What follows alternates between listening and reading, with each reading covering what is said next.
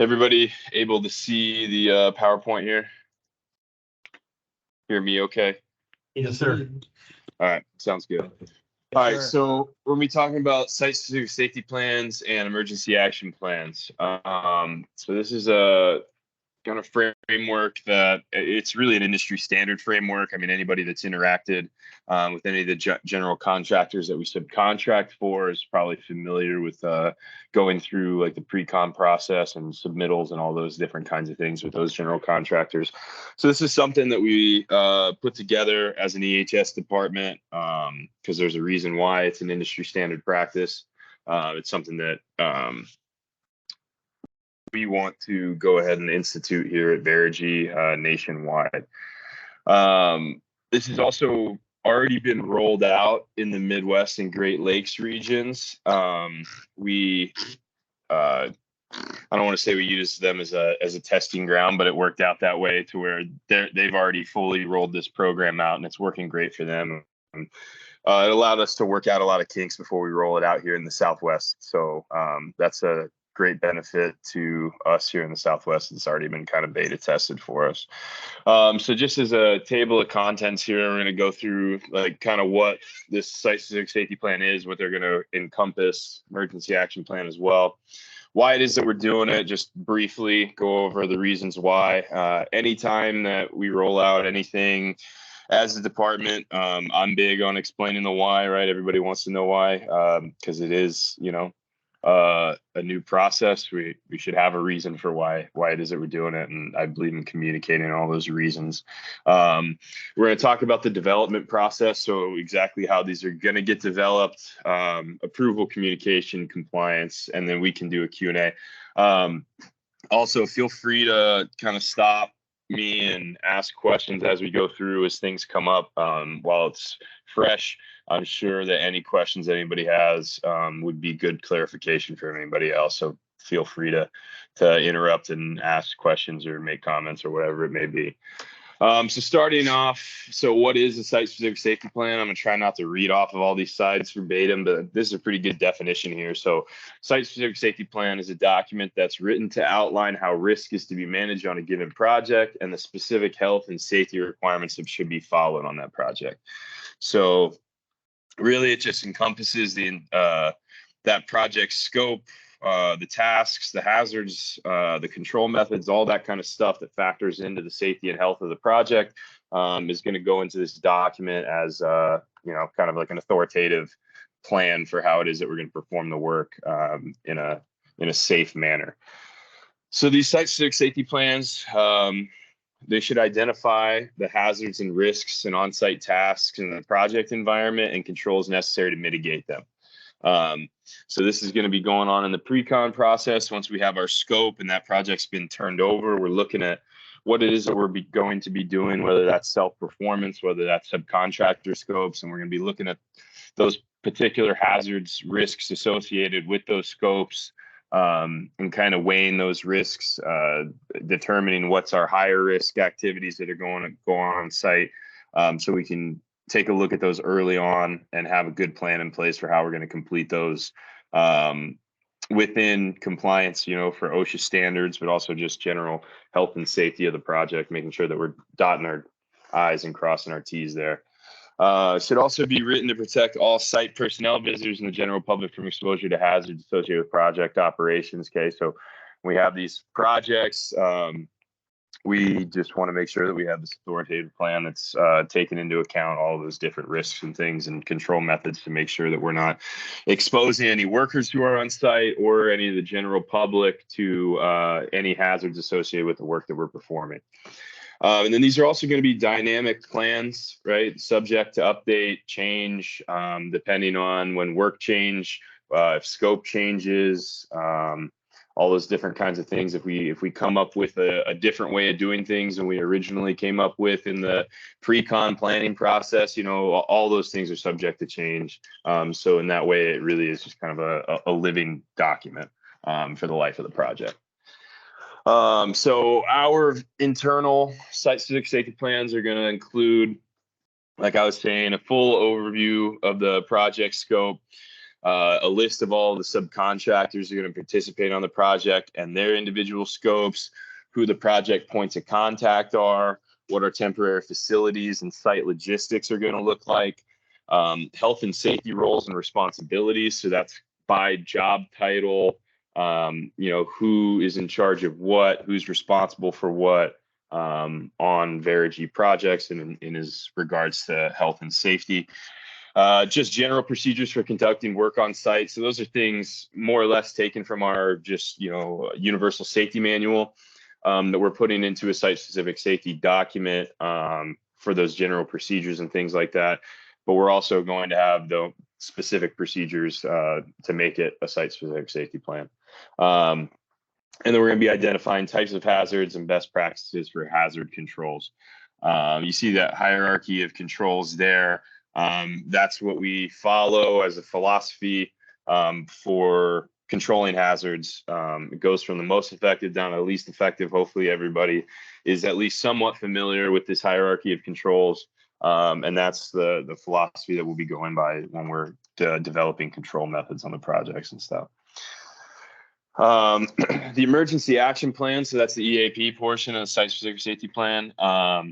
This just is going to outline policies and procedures to be followed in the event of emergency at the project location. So all kinds of different emergencies we could possibly have, fires, explosions, natural disasters, confined space rescues, heavy equipment failures, all these different kinds of things, worker injuries, they will all be contained in there. It's going to contain things like who the points of contact are, what, where the nearest clinic is, where the nearest emergency room is to the project, who needs to be contacted in the event of emergency, what that tree looks like, all that kind of stuff. In addition to having ideally an aerial view of all of our projects, so we can put one of these together to track the logistics in the case of an emergency, where we're going to identify muster points and things like that. That way we can provide that to everybody that's going to be on site so that we're all on the same page from orientation. So again, general and site-specific procedures to be followed in the event of emergency, who's responsible for what as far as the administrative duties, emergency reporting procedures, evacuation procedures, and those procedures for accounting for site personnel after an emergency. For the most part, with a lot of our work being in existing schools, right, those schools already have a requirement to have emergency action plans. So for the most part, we'll be adopting those EAPs, just requesting them from the school or getting a copy of their EAP and adopting the overwhelming majority of those things because it's already specific to that site and it doesn't make a whole lot of sense to reinvent the wheel. Obviously, we might change up some muster points and things like that. Our site logistics are going to look different than a school that's in session, things like that. But a lot of those emergency action procedures will just be pulled from that school's own EAP.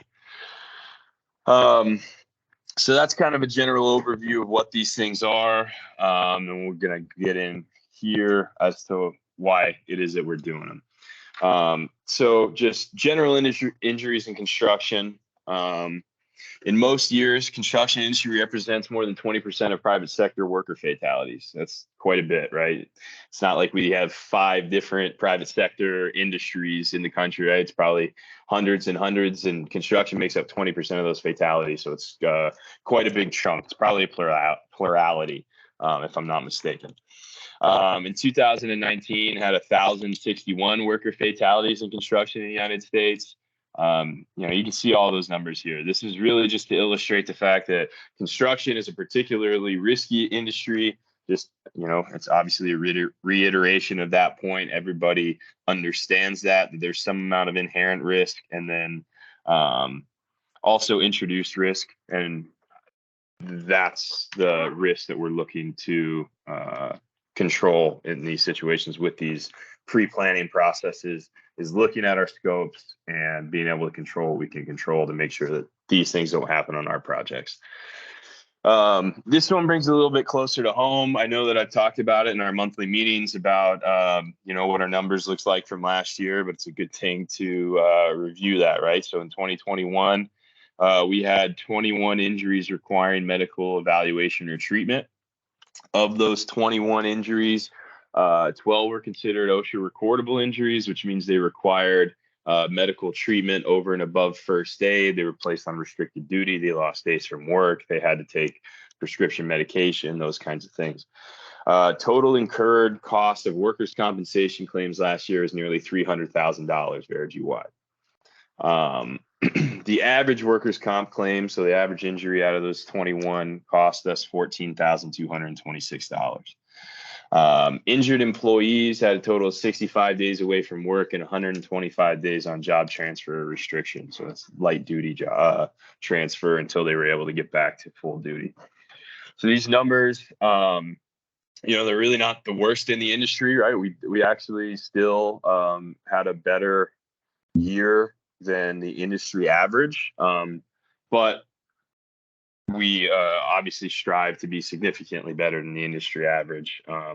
And I think that with some pre-planning in place and identifying some of these hazards and control methods prior to them coming up in a construction phase, we can prevent a lot of these things from happening.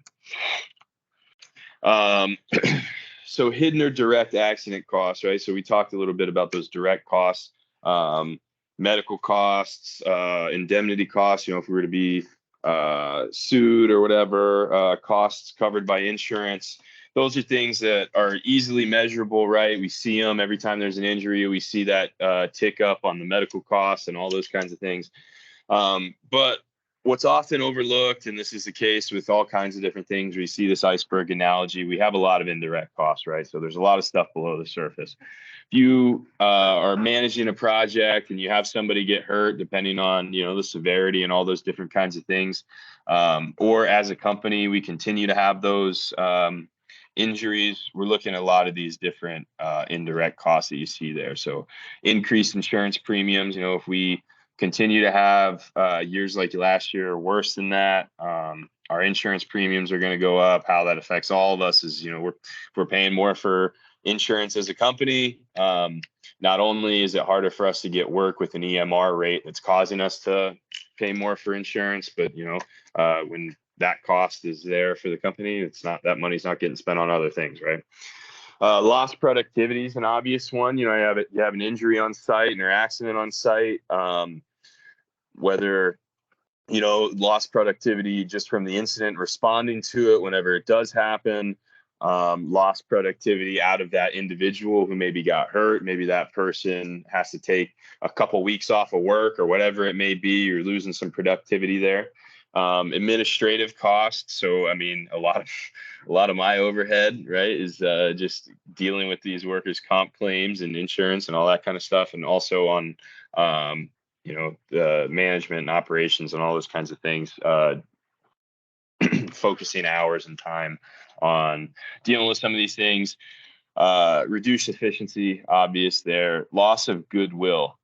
This is a big one that I want to touch on because I shouldn't say I'd never thought about it, but just in thinking about what our business is and how it works and in relation to safety and health. If with the way that we sell work, as opposed to like a big design, bid, build, general contractor, with the way that we sell work and we sell them to schools and superintendents of schools, or, a political position in some ways. If we have a serious accident that makes headlines, or God forbid, we have a death on one of our projects, I have a hard time believing that we're ever going to convince another superintendent of schools to sell us a project with our name on it when somebody can Google Verigy and find news headlines of some serious injury that was happened on one of our projects, or a fatality that we were involved with.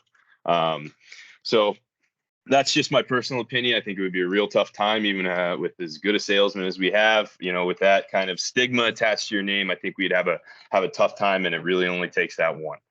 So that loss of goodwill is a big one, and damage to company image runs right there with that. On average, indirect costs exceed direct costs by a ratio between 4-to-1 and 10-to-1. So all those things added up together, obviously tend to outpace those direct medical costs and indemnity costs and things like that. I think we got a couple more slides as far as the why, right? So our opportunity, I love this graph too. I've shown it in our meetings a few times because it just makes a lot of sense to me, and it's easy to illustrate exactly what it is that we're talking about here. So our opportunity to positively impact the health and safety of our projects is greatest in the pre-construction and planning phases, when decisions and determinations can be made that preempt risks and hazards. So I'm going to go over a couple of examples of how that's the case there, but I think it's pretty obvious when you put it into those terms that, you know, once we're in the pre-con stage, we're planning the project. You guys are already doing that from the operations standpoint and how you're going to get the job done. If we start to inject the health and safety measures into that process and engineer exactly how it is that we're going to go to work, what our control methods are going to be, make sure that we have all that stuff in place prior to that work starting, we're going to have the biggest opportunity for improvement there. Once we get onto site and we've got, you know, tight schedules, deadlines, budgets set, all of those kinds of things, we're just trying to get the work done. And we're going down to the guy in the field and trying to make changes at that level.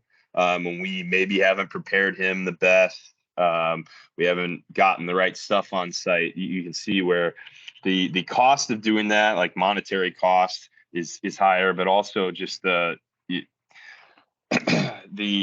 ability to make larger, grander scale changes is going to be small. So you're really going to be working on the margins there as far as your opportunity impact. So that's why we want to go ahead and make these things, set these things in place early, set them in motion, get everybody on the same page so that by the time we get to that construction phase, everybody knows how we're going to go about performing the work, and all that stuff's already in place for the most part, obviously. So this is a case in point here. I know that I talked about this last month, but I think this is a good illustration of exactly what it is that I'm talking about, okay? So in this situation, you know, if you see from this picture, you got a guy in a scissor lift up next to a cooling tower there with an A-frame leaned against it for access and egress up to the top of the cooling tower. The reason why is because they had a crane on site. They had to pull that cooling tower down off of that steel structure, put it down on a truck and get it pulled out of there. And they needed to do it that day, obviously. Problem is it hadn't been planned for, you know, to enough of an extent to make sure that we had all of our safety and health requirements, you know, in place.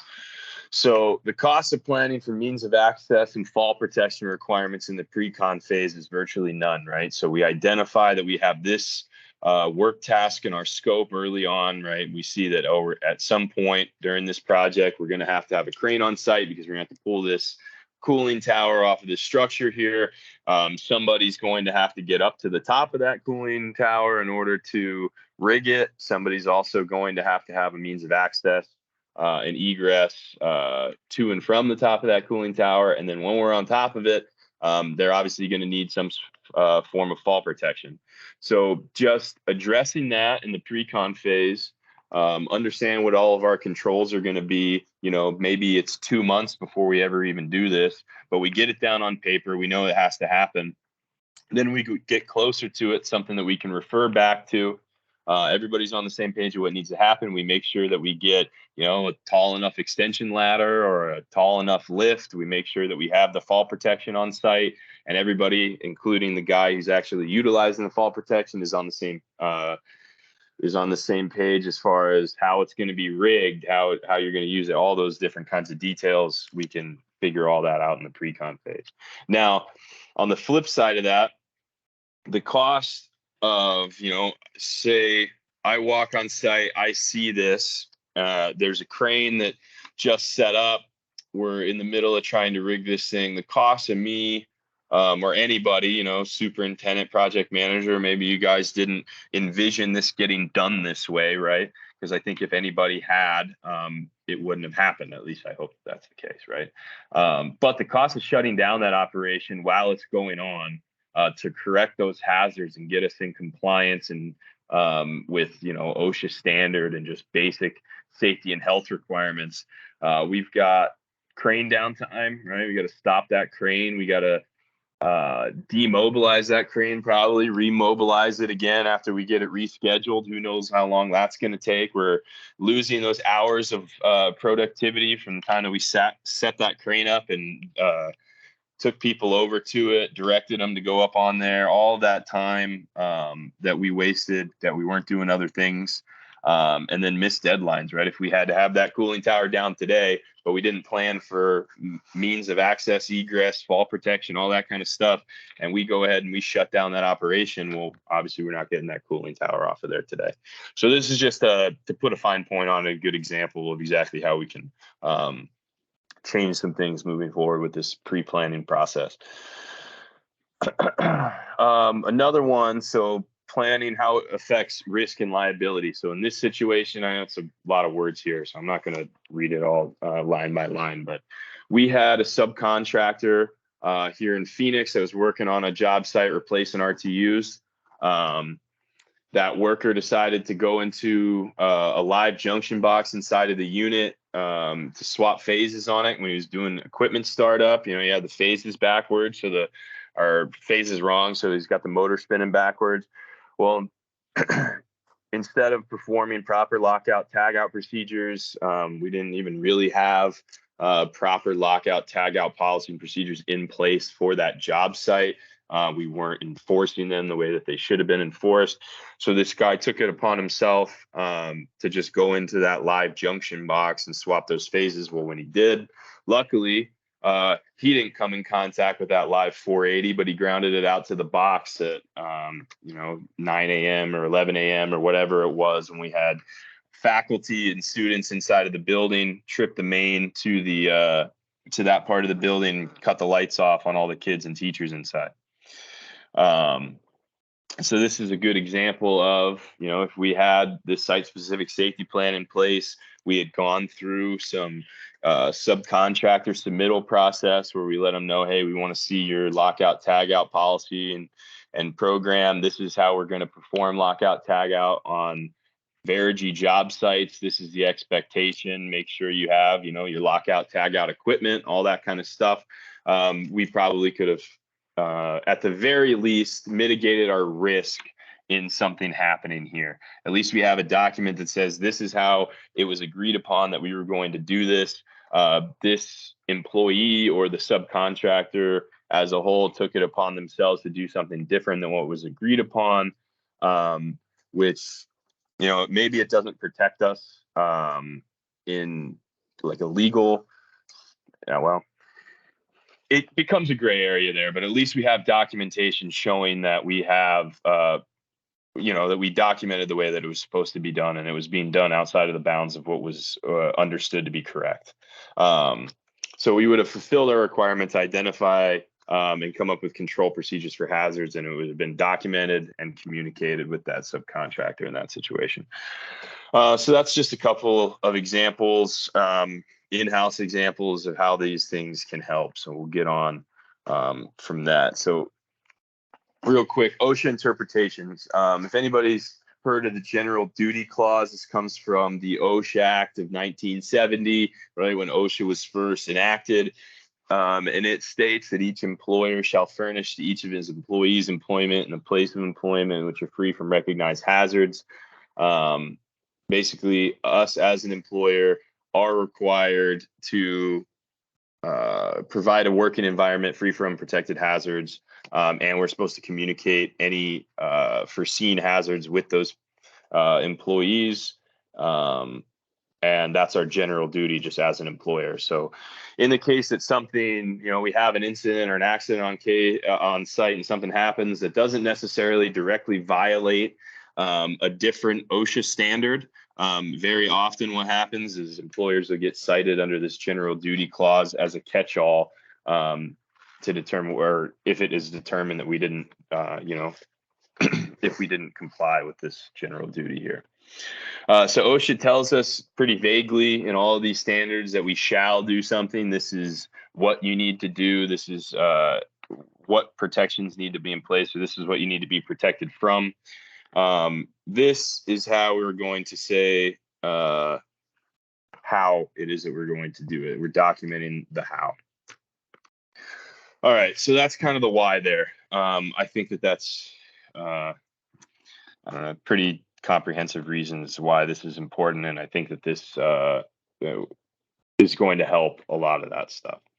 The development process. So getting into how we're actually going to develop these things. Um, our site-specific safety plans and EAPs, the development of them are going to begin at the inception of the project. Okay, so once we're awarded a contract, the site-specific safety needs of that project should be addressed and managed in concert with the development of the operations framework. So once that project gets turned over from sales or wherever it is coming from and it's turned over to operations, that's when the safety and health concerns for that project should start to be addressed and the site-specific safety plan should start to take root. So just some steps for the development here. So this kind of gets more down to brass tacks and how we're going to do this. Upon issuance of a job number for a given project, the project manager assigned shall complete the site-specific safety plan and emergency action plan request form. So what we set the standard as currently is when a project number or job number is assigned to a project as opposed to a service work order. Okay, so that's the threshold that we're currently setting it at. And then that is going to be subject to review. I think that standard will probably stand true and hold true. Now, those individual projects, we could, I think the threshold is set at $20,000, or it's getting set at $20,000 here in the near future. If we have a $20,000 project and $15,000 of it is equipment, and we determine as an operations, as the operations team and the EHS department together, we collaborate, determine this is not a particularly high risk project, or we're going to be on site for 12 hours or whatever it may be. That's subject to change. So we may decide that an SSSP is not pertinent in that situation, but we're going to leave that up to that discretionary process, and we have to set some sort of threshold. So that's what that's going to be. Moving on to this form. So this completed form is going to include project specific information, including, project name, number, overall scope, site logistics, project contacts, all the equipment that's going to be used on the project, specific hazards associated with work, safety meeting schedule, all these things. It's a 2-page document. And 2-page, this is more or less the front. I can pull up the document here in a little bit, but this is the front, and it's got a short backside section. So it's not a whole lot of data entry. And a lot of this stuff, especially this top part, if we've got a turnover sheet, we can just either copy and paste, or you send the turnover sheet with it. And, so we're not doing more work than we need to.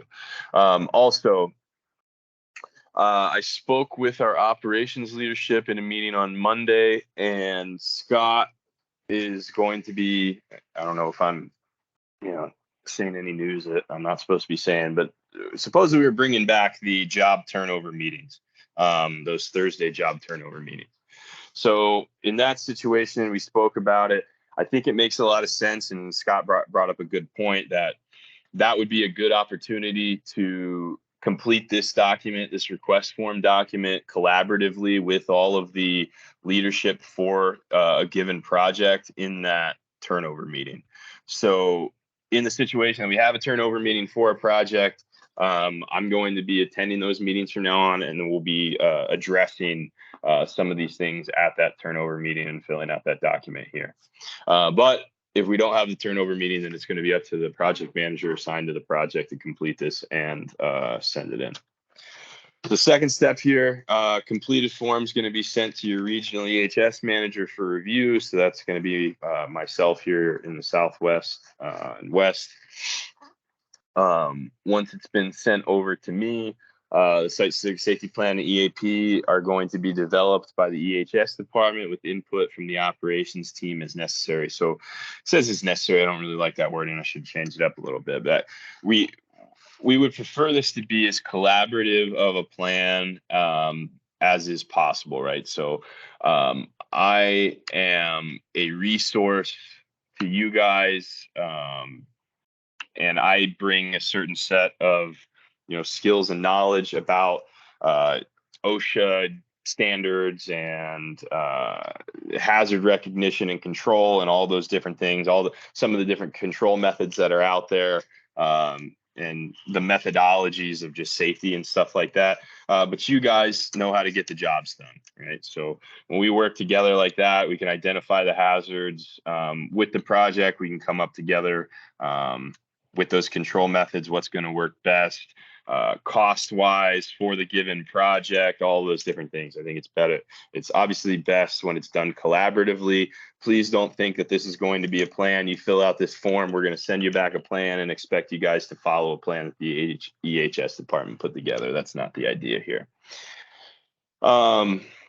It does say here, this is something I already touched on, depending on a number of factors, including the scope of work, project duration, relative risk, etc., the determination may be made by the EHS department that a full site-specific safety plan and EAP is not pertinent for that project. So once this request form is filled out, this can be filled out anytime that we have that job number issued.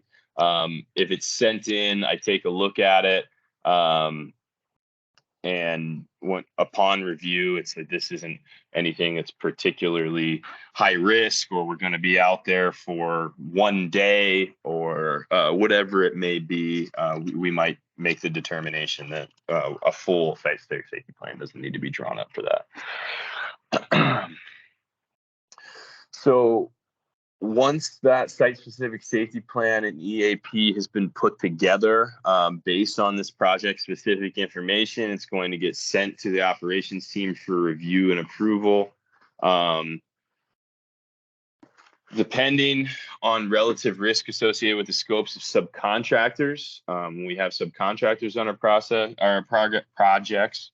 Safety documentation such as JSAs, energy control programs, crane lift plans, all of those different things may be requested from the individual subs. So if we have, electrical contractor, an HVAC contractor that we're subbing out, and we have energized systems that they're going to be working on that they have to perform lockout tagout on, we're going to request their lockout tagout manual or their lockout tagout policy and procedures, and make sure that they've trained their workers on it so that we can trust that they're going to do it the correct way. Also, just as a note, when we have project kickoff meetings, so prior to a project starting up, who knows how long these pre-con phases are going to be, especially, with the time it's taking to get materials and all that kind of stuff. We could have an extremely long pre-con process where all of these things are going to take time to develop, in addition to the site-specific safety plan. So those project kickoff meetings prior to that project starting up, I think that's a good venue to review this plan right before project startup, so we can review it with all of the project leadership teams. So whoever the superintendent's going to be for the site, whoever the project manager is going to be, our operations managers, all that kind of stuff. I think that's a good opportunity to share this and dedicate a small amount of time to going over this in a project kickoff. So it brings us to approval. We're getting pretty close. And then I'm just going to open it up for questions and then not take too much more of your guys' time. Once this thing's been developed and it's been sent out for review, or we've discussed it collaboratively, we're going to approve it for use. And once it's been approved for use, it's going to serve as an authoritative plan for the health and safety management of the project. So really all that means is that once operations and EHS together have approved this thing for use on this project, that's going to be binding or be a binding plan for that project. Now, it's not necessarily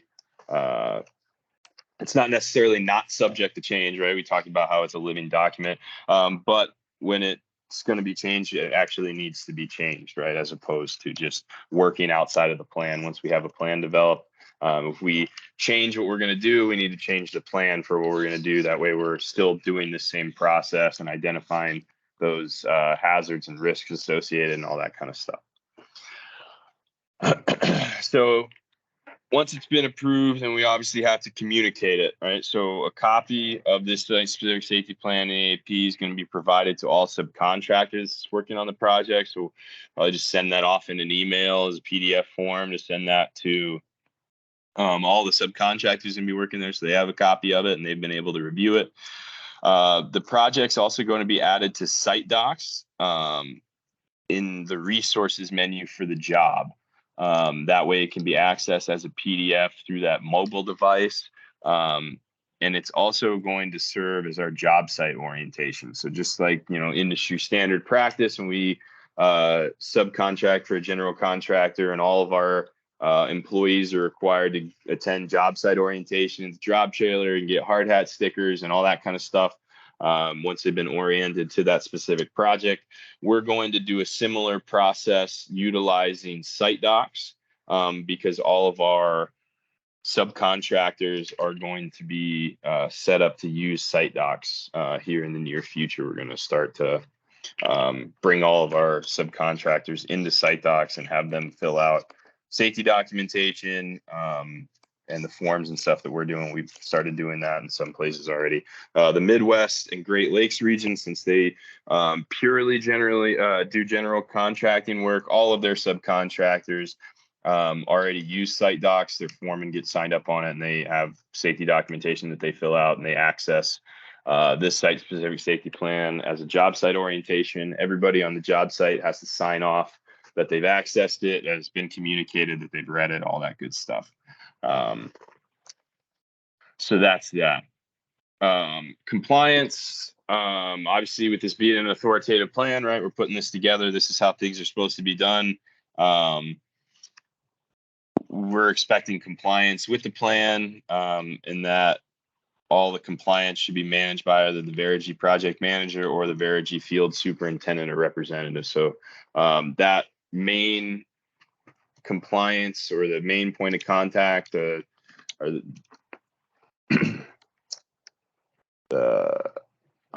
front line for compliance with this plan and doing things the way that we are setting them out to be done is going to rest with that either superintendent or project manager who's actually going to be on site and seeing the way that it's getting done, right?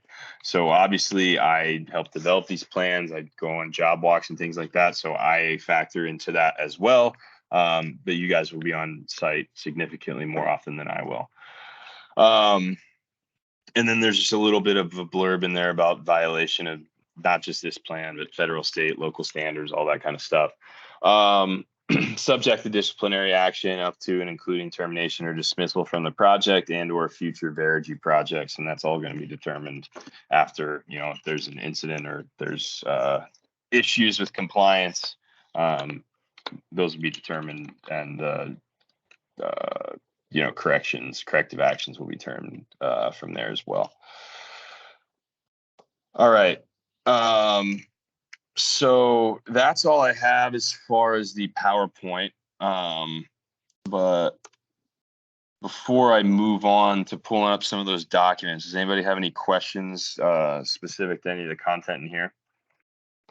I do have one, Tyler, on Okay. projects so let's just say we have a project with the school district, like an energy project that has multiple Verigy trades within that project. So let's say it's our lighting guys, our solar guys, and our mechanical guys, and there's all Verigy project numbers within that one contract with that school district, and they're all different scopes.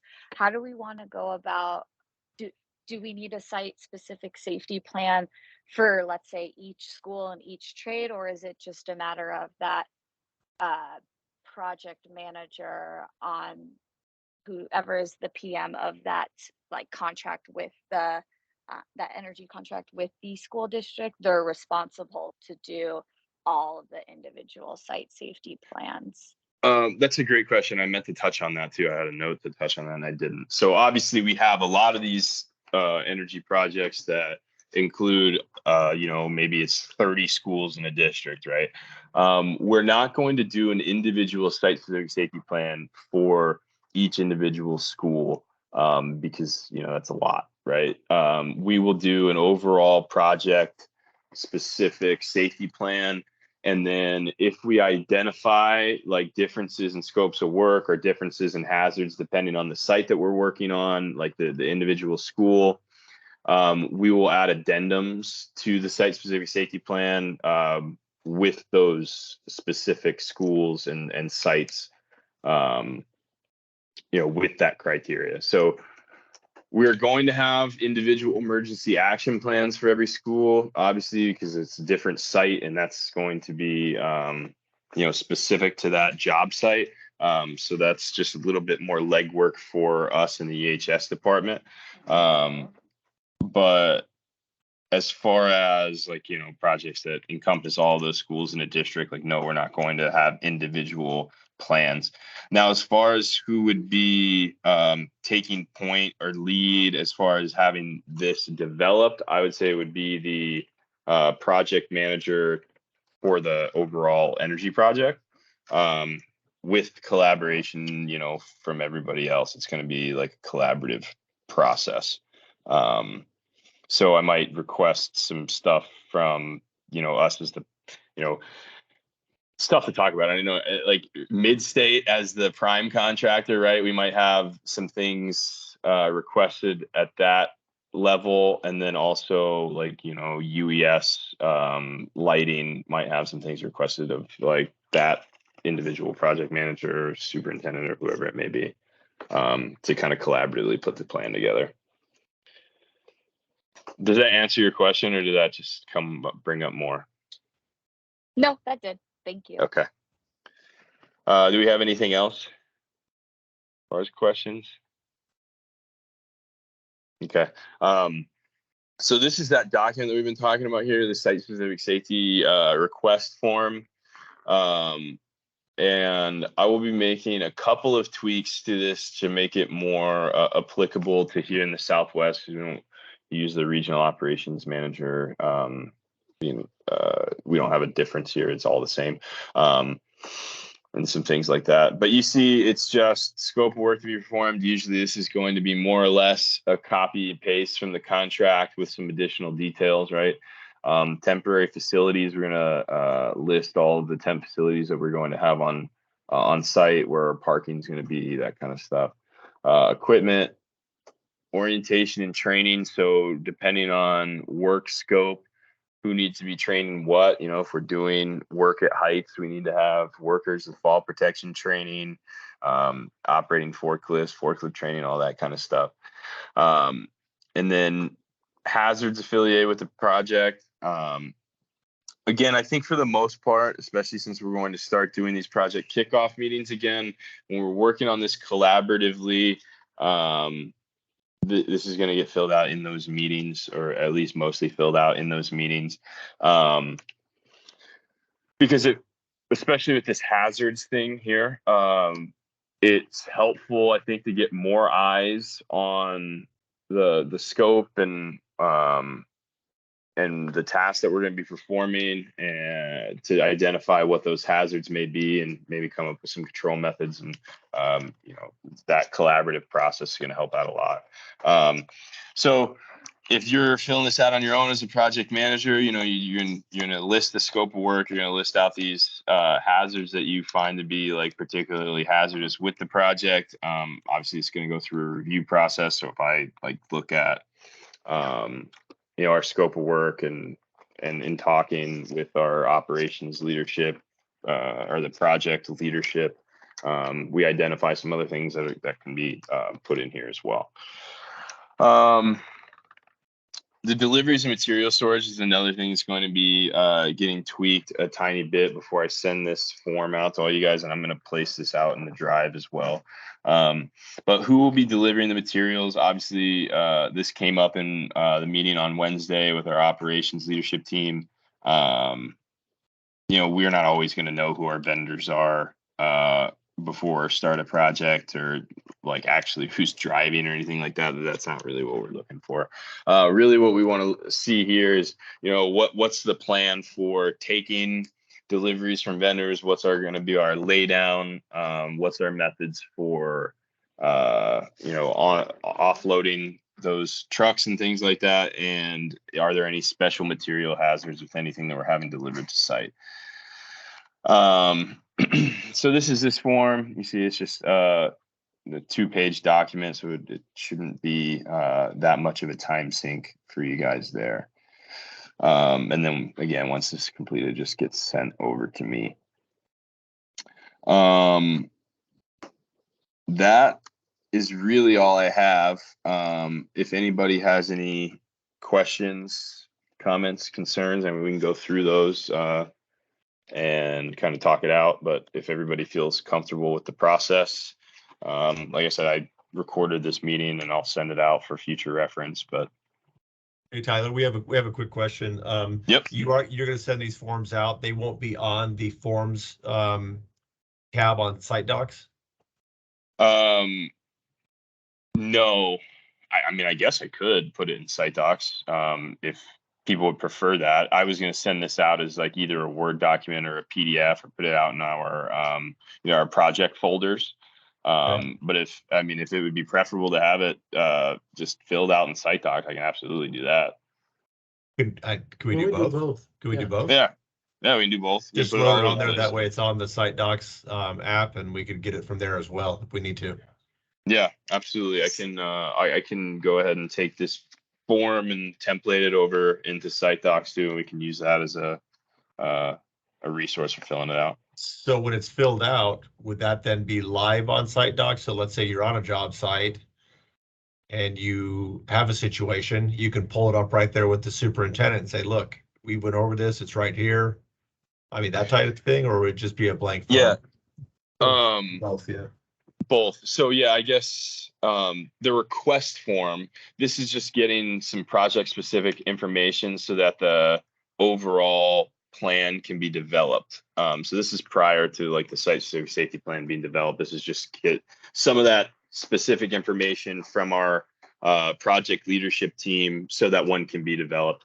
Once that plan is developed, it will be uploaded into Site Docs under the resources tab for that project, and it would be in PDF form. If you've ever gone into like resources on Site Docs, it's just basically a PDF reader, and it'll be like all the pages of it. You can flip through it, and then you can sign off that you accessed it just like you would a form.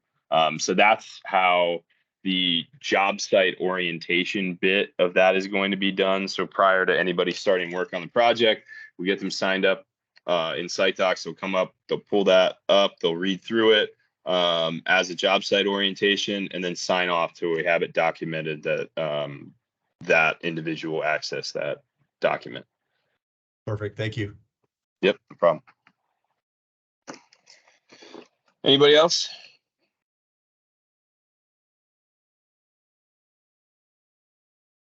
All right. Well, I appreciate everybody's time. This is going to really, this process is going to start immediately. So as we start to get new projects come in, this is the process that we're going to utilize for those projects from now on. So I guess effective more or less immediately. So obviously it's new. There's going to be some kinks to work through. It's a new process. So nobody expects any perfection, least of all me. I just think this is a good opportunity to get us working a little bit more collaboratively together. And I think it'll be a good opportunity to really, work to reduce some of these hazards and make our sites a safer and healthier working environment. So I appreciate all your guys' time, and we will continue to be in contact on this. Thanks, Tyler. Appreciate it. Yep. Thanks, Tyler. Thank you. Thank you. Thanks, Tyler. Yep. Y'all take it easy. Thank you.